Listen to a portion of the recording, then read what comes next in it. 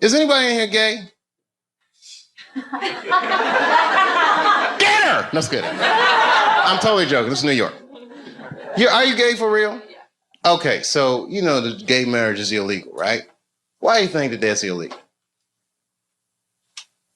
People suck. I don't know. I don't have a good answer for that. Do you even care about marriage? Yeah, I want to get married. Eventually. It's really to a girl or a guy? Girl. Just checking.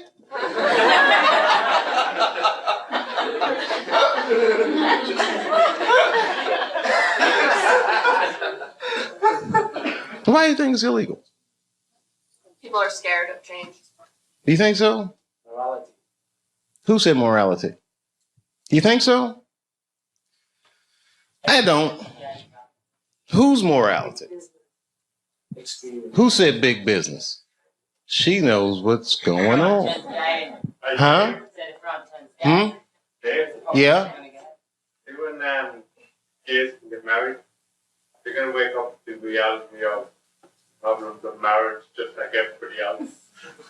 And that's all good and well. You see, here's the thing.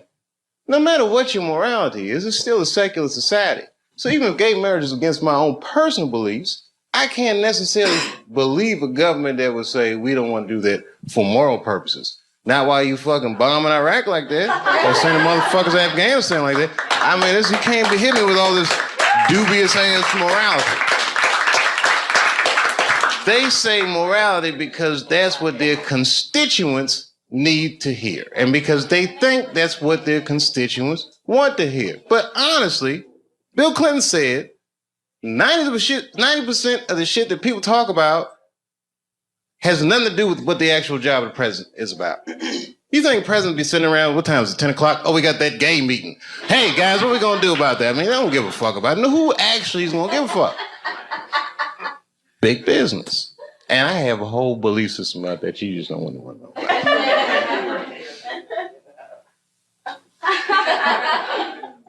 I'll tell you part of it.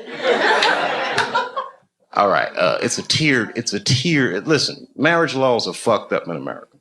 I don't think that the government should have that much say in actually how people devise a marriage, because a marriage, right, devoid of any kind of religious belief or emotion like love is a business contract, period and simple. And tons of people in Washington or legislative bodies, even guys like Elliot Spitzer that have wives or fuck prostitutes, live in loveless marriages. And they have these shits arranged because they're in such a high social stratosphere that they have to keep up a certain appearance. So why are they imprisoned by their own marriage? It's this form of economic slavery. And if you look at the way this shit happens, corporations were made legal in the United States by the 14th Amendment, right? Or 15th Amendment, which freed the slaves. And then under those rights, people said, we want the same rights as those motherfuckers as collective individuals, right? And if you're a collective individual, and two collective individuals want to do business with one another, one's masculine, one is feminine, so they define a marriage institution between a man and a woman. But what if corporations is gay? I'm just saying. What if Aunt Jemima doesn't want to be with Uncle Ben? What if Aunt Jemima wants to do business with Sarah Lee? Well, wait a minute. What if Uncle Ben wants to do business with Mr. Clean? That's all I'm saying.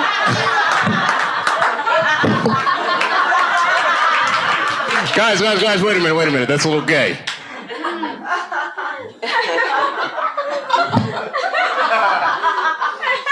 I'm sorry, I thought that was funny. What if Aunt Jemima? I don't think that's what Mr. Clean was. Uncle Ben want to do. Maybe I should have picked different companies. I put myself in a bad position. I'm just joking around. You're like, we don't want to hear this shit. It's just a conspiracy theory. I believe in aliens too, bitch. How about that? They're coming.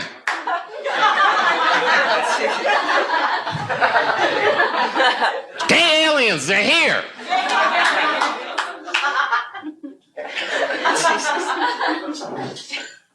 All that shit, fake. World Trade Center, fake. You want to know who blew that shit up for real? I ain't gonna say that. You know, it's my own personal thing. I don't even want to say that shit. It's down. You know who I think blew up the World Trade Center? Ashton Kutcher. America, you have been pumped.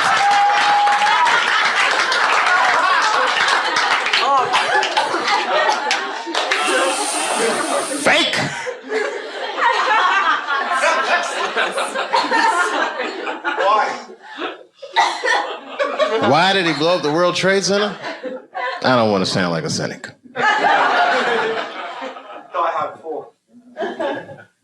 Shit was crazy. I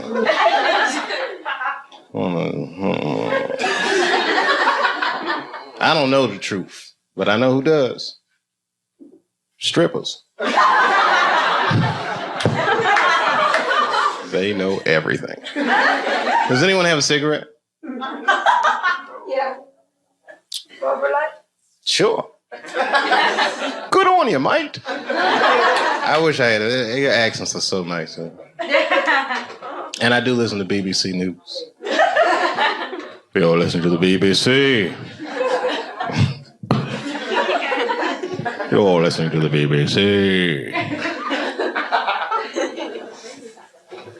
That's what they say all the time. GMT. Oh, every time you say what time it is, it goes GMT. What does that mean? Whose mountain? Greenwich. Oh. It's the center. Oh, okay. Meantime. Greenwich Mean Time. Is that where the phrase mean time comes from? Yeah, baby. Wow, you can tell that your country conquered a lot of shit, man. Greenwich Mean Time.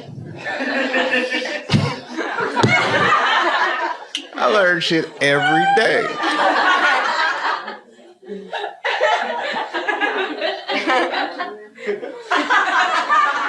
It's Greenwich Mean Time. Have you ever heard that before? Yeah, bro, you ever heard that before? Yeah, I've heard it. Oh, you're from Ireland, though. Like, hang on down the middle of London, very much. Greenwich Mean Time? What's so mean about it? It's a time. Oh, okay. Like it's 0 degrees. Okay. You ever seen a guy's mind stretch? I might buy for it. Like in the 24 hours, like 0, like, you know. Oh, I don't do that 24-hour clock shit. I hate that shit. It's 1500 o'clock. 1500. You got moved here, right? Like to make life easy. Got the blocks. No, I don't like that shit. That's when it's good to have them strippers around. Strippers are like the Google of the streets.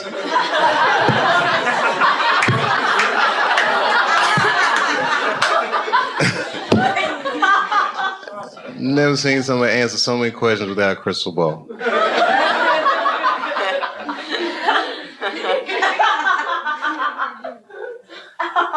It's true. It's amazing. Skill sets. Girls be I'm an accountant. No, I'm a dog trainer. Every goddamn thing. It's amazing.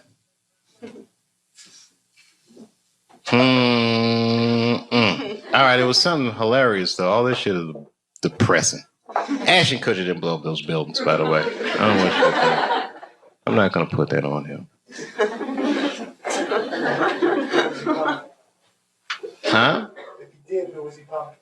American people.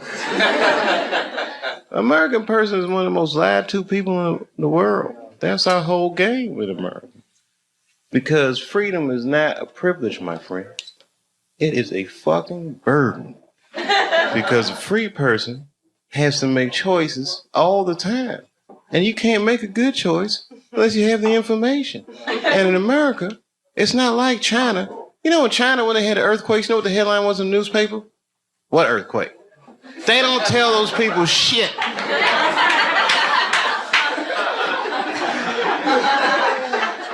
In America, they'll tell you every goddamn thing. And then they don't prioritize the information.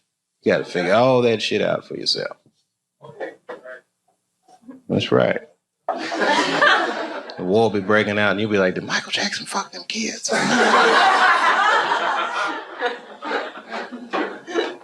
That gets shuffled funny.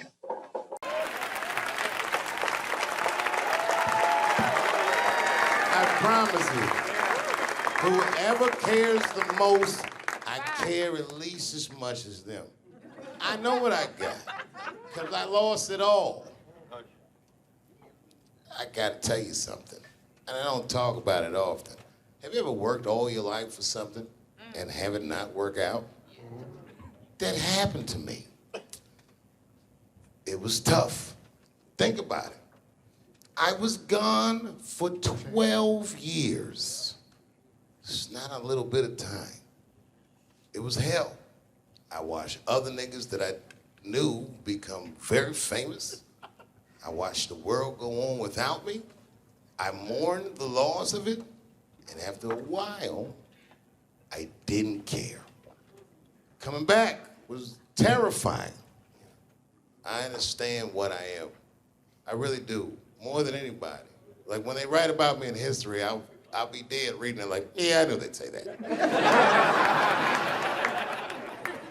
They say that a person can't dream of a face they've never seen. Can't believe that's true, but it's probably true. Boy, I got a long bank of faces. 32 years, I could close my eyes, I could think of any night. There's so many faces. Every night, most nights, they're all looking up, smiling. You have no idea what the world looks like from there.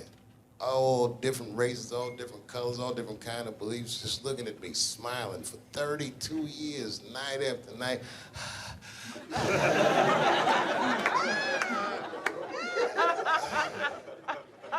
No comedian take that for granted. I swear to God, this might be the noblest of professions. Robin Williams had a bar that I loved. He said, comedy is the only job you can have where you can use everything you know. And that's true. You can use more than you know. You can use what you think. Use it. Don't be afraid. Don't let these bitch-ass niggas button your lip. Say it anyway.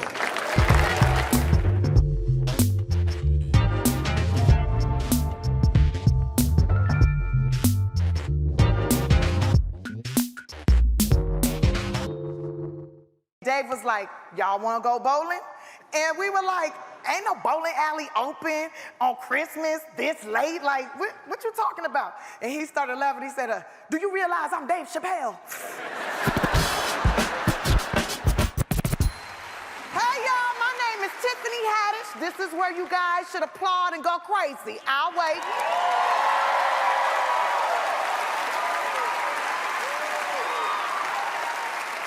Dave, I see why you wear these. They are so comfortable. Look at this room, y'all. Look at this room. Look at the people we got here at this party.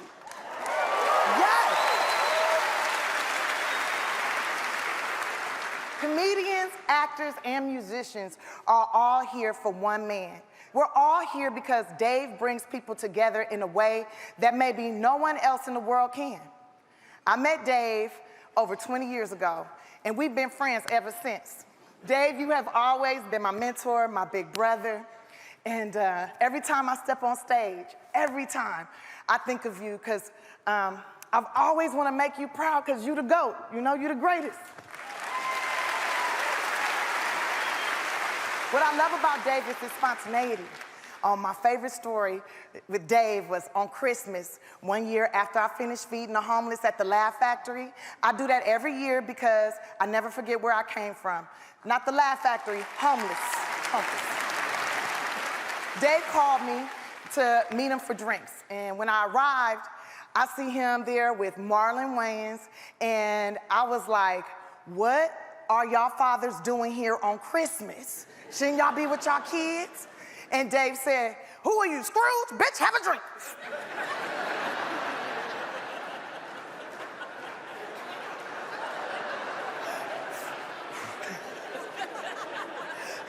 So we laughed and joked till about 1 a.m. And Dave was like, y'all wanna go bowling? And we were like, ain't no bowling alley open on Christmas this late. Like, what you talking about? And he started laughing. He said, do you realize I'm Dave Chappelle? He made a phone call, and then we jumped in his SUV, and then we started going up this hill, and then we pulled up to these huge gates. I mean, huge. I was like, are we finna be bowling at Jurassic Park? We get out the car, go to the door, and guess who opened the door? Guess who opened it? I said gas, bitch, gas.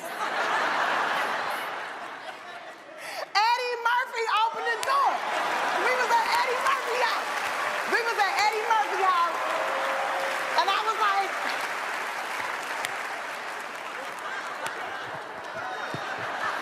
and Dave was like, calm down, calm your ass down so we get kicked out. And I was like, oh my God, I can't believe this. Axel Foley got a bowling alley.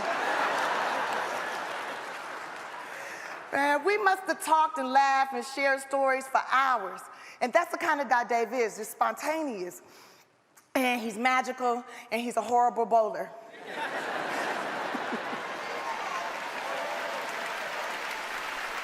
I forget I'm famous sometimes. Like dudes pull next to me like, I'm like, what's up, dude?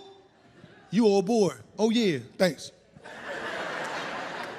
So I don't be knowing, man. My friends tell me I need to act more famous. All my friends got money, super famous. All the comedians around, Dave Chappelle, great comic. I've been around Chris Rock. They're like, Kevin Hart was my roommate before.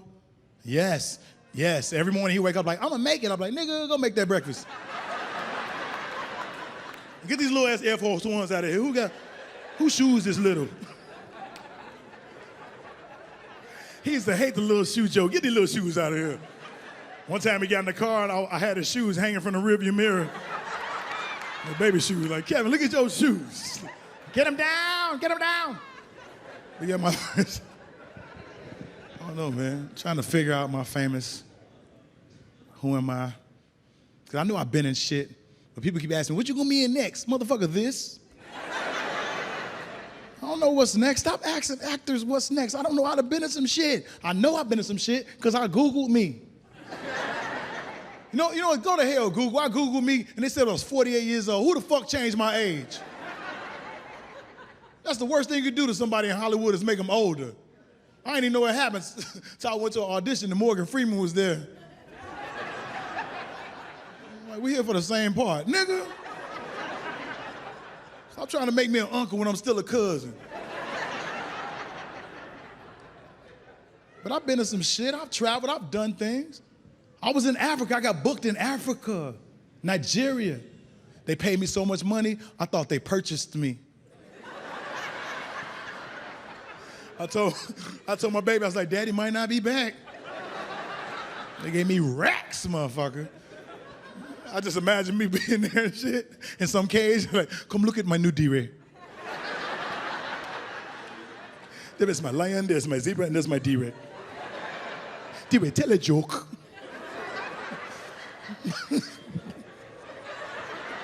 Come on, tell a joke. Here's a matter. We have enough freedom to tell a joke. But I've done shit. I'm happy about the little movies I did, though. I'm happy. A lot of movies. I did 30 fucking movies. Now, take it, I was only in them bitches about 3 minutes, but I've been in them bitches. Collectively, it's a whole film. Fuck all y'all. How about that shit right now? I was in The Fall. I was in a horror movie. How about that? No, not only that, I'm Black History. I was a black dude in a horror movie, and I survived, mama. Now what? And I was on a boat. Niggas don't get on boats. Niggas get on cruise ships, niggas get on motherfucking yachts for the video, front the hell off. But niggas don't get on boats. The only time niggas get on boats is like this. Man, I'm broke as hell. Nigga, I'm in the same boat. That's the only time. Niggas getting boats on Black History. I remember Dave and I went to McDonald's between shows and we talked about comedy and his future, what his future plans were gonna be. And I said, come to New York City. And after he graduated high school, he did. And he came to New York and we worked at the same comedy club, the Boston Comedy Club. And, all right. I know it's a little confusing. It was a club in New York City called the Boston Comedy Club. Look, I don't come up with the names, cokeheads do. But in New York, Dave was immediately beloved by the stand-up comedy community. And I remember he got a part in the Mel Brooks movie, Robin Hood Men in Tights, and we were all like, Dave made it! Whoa. the man? Who's the man? Go. He came back from LA and he got right on stage to talk about his trip out west and how he finally went to Compton after hearing so much about it. And he was like stunned to see that people there had yards. All the lore of Compton, and people were like mowing their lawns. And of course they were, but there was just like something about that tiny little detail. And that's what he does. He lets himself be surprised by what he learns, and then he takes us with him as he, looks at it from every angle, angles that most of us don't even see.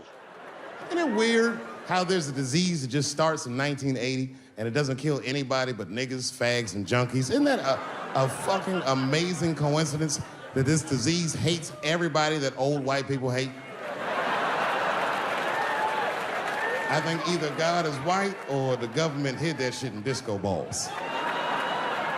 He's always thinking about stuff, he's examining everything, and he really, he gets in his own world. Now, this is when I knew I was in a bad neighborhood. You only see this in the worst neighborhoods. Remember, it's 3 o'clock in the morning. It's 3 o'clock in the morning. I look out the window. It was a fucking baby standing on a corner. Look at this. And the baby didn't even look scared. He was just standing there.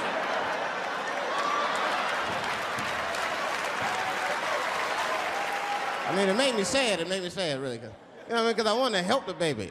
I was like, I don't trust you either. I'm sorry. Click. Click. I remember we were together in Vancouver, and he came over to smoke a joint. And that's exactly what he did. He came over, and he smoked a joint. The whole thing. Like by himself. While pontificating about everything that's wrong with the world. I'll tell you what's wrong with the world. A lack of sharing. I think it's puff, puff, pass, not puff, puff, puff, puff. Dave, can you believe this? You're getting the freaking Mark Twain Prize. You deserve it. It's the right thing. It's actually perfect that you're getting the Mark Twain Prize because you both love using the N-word in your masterpieces. Why is it that I can say the word nigger with impunity, but I can't say the word faggot? And she said, because, David, you are not gay. I said, well, Renee, I'm not a nigger either.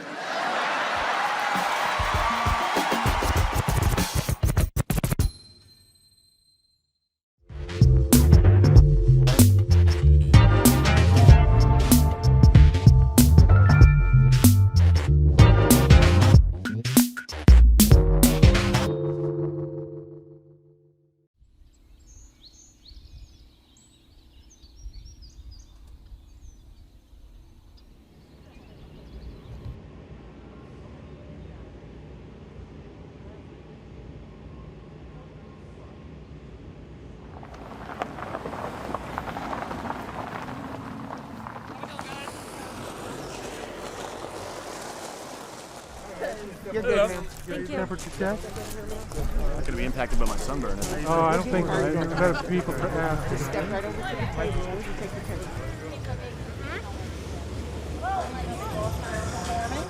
Or you may sit in any of the black chairs that are on the lawn. Cool. The top or the lawn.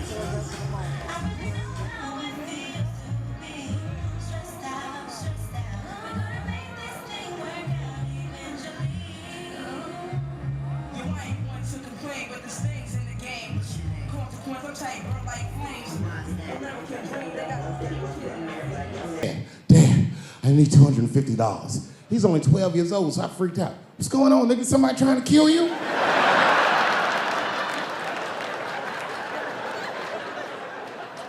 He said, no. No. Kevin Hart's coming to town and I wanted to see his show. I said, well, how much are the tickets? He said, they're $125. I said, God damn, mine are only 80. I said, well, why do you need $250 then? He goes, because I want to go with you, Dad, please. And there it is. So I took him to the show, and we sit right up front, the lights go down, and one opening act after another goes on. Then Kevin takes the stage, crowd goes fucking nuts. Thousands of people. I was furious.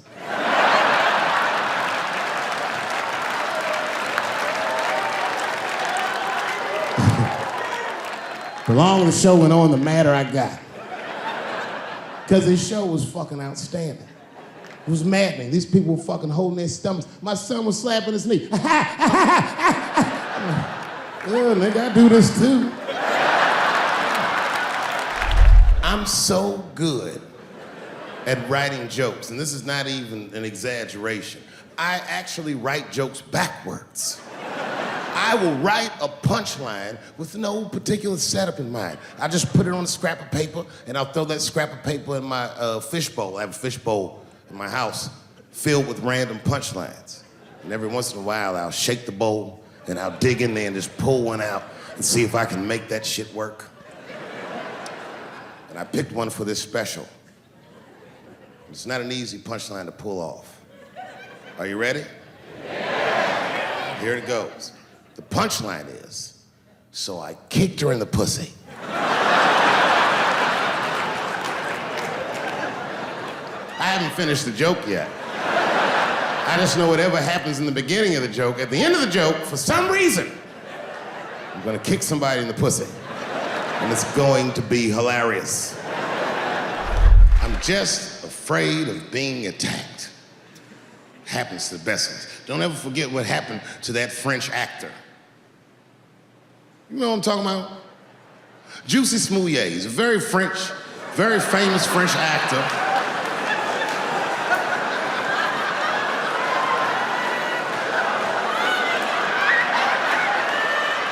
Y'all never heard of Juicy Smouillet? Juicy Smouillet is an actor from France.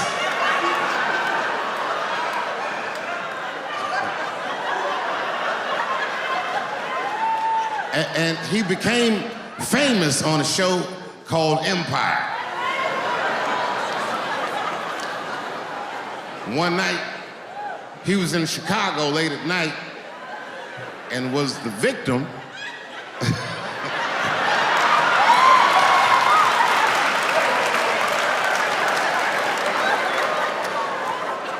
he was the victim of a racist and homophobic attack. You see, Juicy Smouillet is gay and he is black, not just French.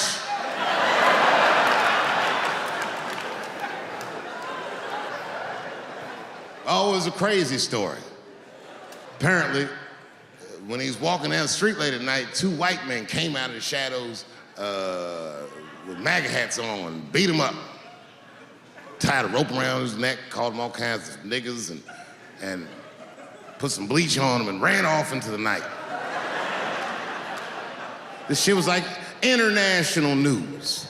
And everybody was furious, especially in Hollywood. It's all over everybody's Twitter feed and Instagram page. Justice for Juicy and all this shit.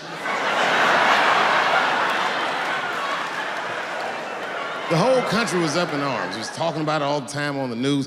And for some reason, African Americans, we were like oddly quiet.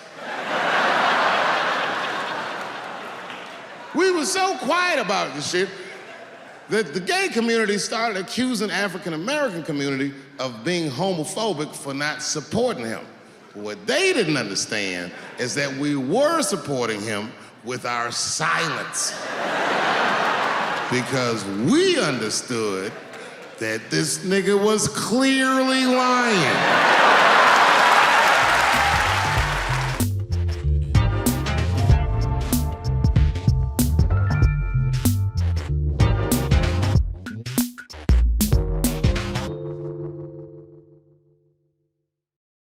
You know, When I was growing up, I was probably about 8 years old, and at the time, we were living in Silver Spring. Yeah. Yes. Common misconception about me in D.C. A lot of people think I'm from the hood. That's not true. But I never bothered to correct anybody because I wanted the streets to embrace me. As a matter of fact, I kept it up as a ruse. Like sometimes I'll hang out with rappers like Nas and them, and these motherfuckers will start talking about the projects. Yo, it was wild in the PJs, yo. And I'll be like, word, nigga, word. But I don't know. I have no idea. My parents did just well enough so that I could grow up poor around white people.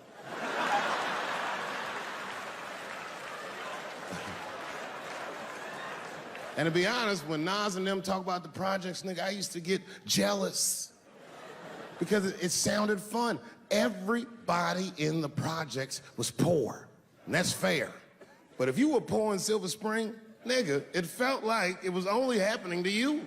I know the pain of that first sleepover at a white friend's house. And you come back home on Sunday and just look at your parents like, y'all need to step your game up. Everything in Timmy's house works. Remember the first time you saw that? In a cold winter, and you'd be at a white friend's house and see the motherfuckers in their living room without their coats on?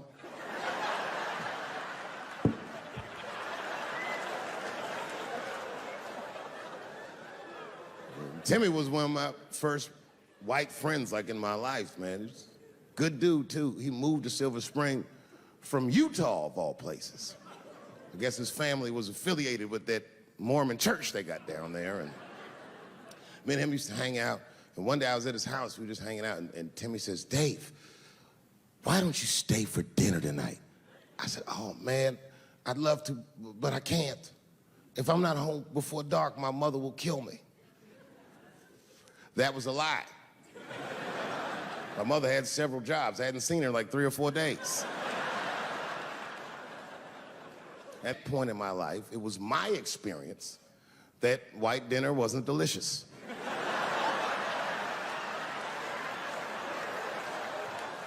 I'd rather go home and fry some bologna or some shit like that.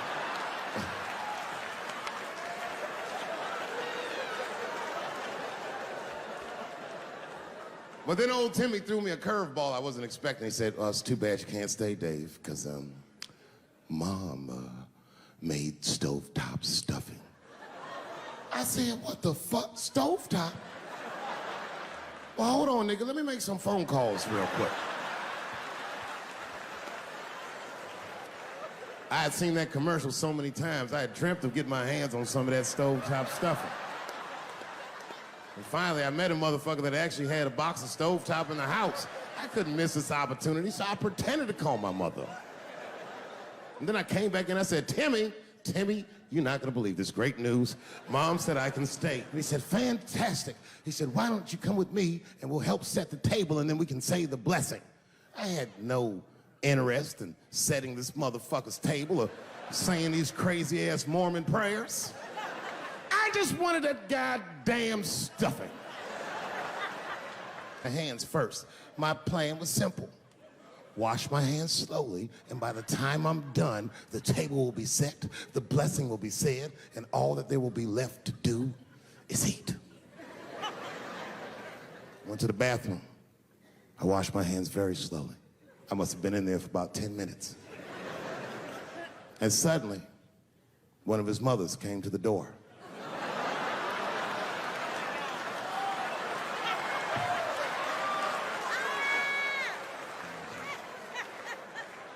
She was like, hi, David, right? I said, yes, ma'am. She said, Timmy tells me that you're planning on staying for dinner. I said, I hope that's not a problem, ma'am. She says, no, it's no problem. In fact, we'd love to have you. It's just that we weren't expecting company. And I'm afraid there's not enough stovetop stuffing for everybody. So I kicked her in the pussy. Bam! Ladies and gentlemen, I told you I'm dope, nigga. I told you what I was gonna say and you still didn't see it coming. And that's why I make the big bucks.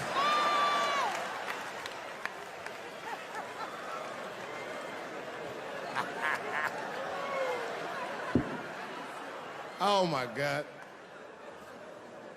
But there's a more important reason that I would stop doing comedy right now. And this reason is the real reason that's been percolating, and it really is the crowd, not you. I'm talking about the crowd on the big stage. It's too hard to entertain a country whose ears are so brittle. Motherfuckers are so sensitive, the whole country is turned into bitch-ass niggas.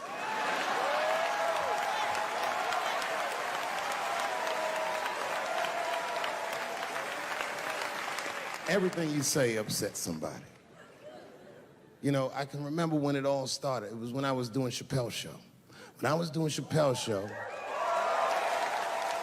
I used to do the show, and then on the weekends, I do like concerts and shit like that. So I'm doing a concert, and there was a couple in the front row, beautiful couple. The wife was obviously Asian. You could see it in her face.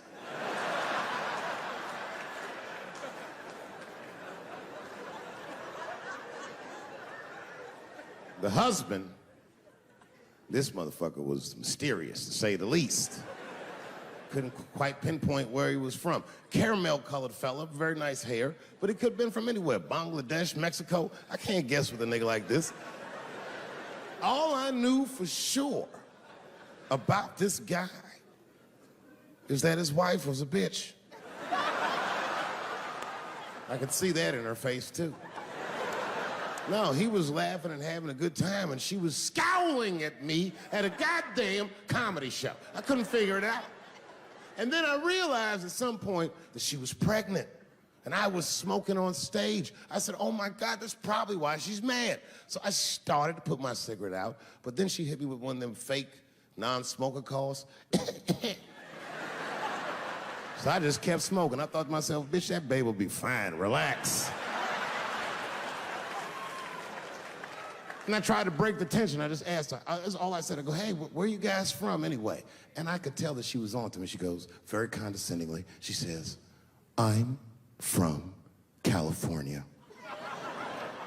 If you're asking my ethnicity, I am Chinese. He was like, I'm Mexican, bro. I said, well, I'm sorry if I offended you by asking, but you're a very beautiful couple. And miss, there's no question that you're gonna give birth to the hardest working baby this world has ever seen.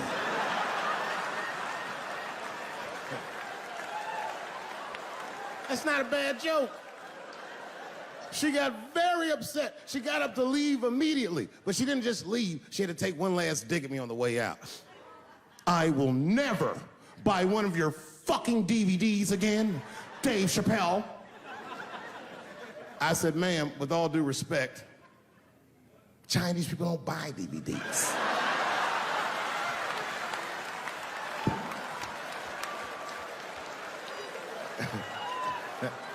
And the crowd went crazy. We were all laughing, having a good time. I didn't even think anything of it. And then just 3 days later, this lady sends a fucking letter to my promoter telling him not to book me for shows anymore because I was, quote, racist, and I'm quoting her, insensitive to the nature of my interracial marriage. I was like, word, bitch, I was.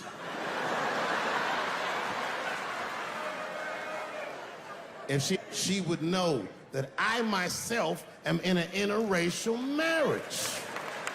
That's right. In fact, my wife is Asian too. Surprise, bitch, I'll see you on Thanksgiving.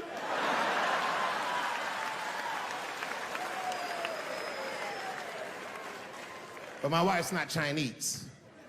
She's Filipino. That's right, that's right. And our kids are Puerto Rican somehow, so there you go. But I don't give a fuck about interracial marriage. In fact, you know what? My mother is half white. A lot of people don't know that. Well, all right, you were a little too excited, but okay. A lot of people don't believe me when I say that, but it's true. You can't tell looking at me, but if I grew my hair out, you would think you was at a fucking Cat Williams concert. My shit is beautiful.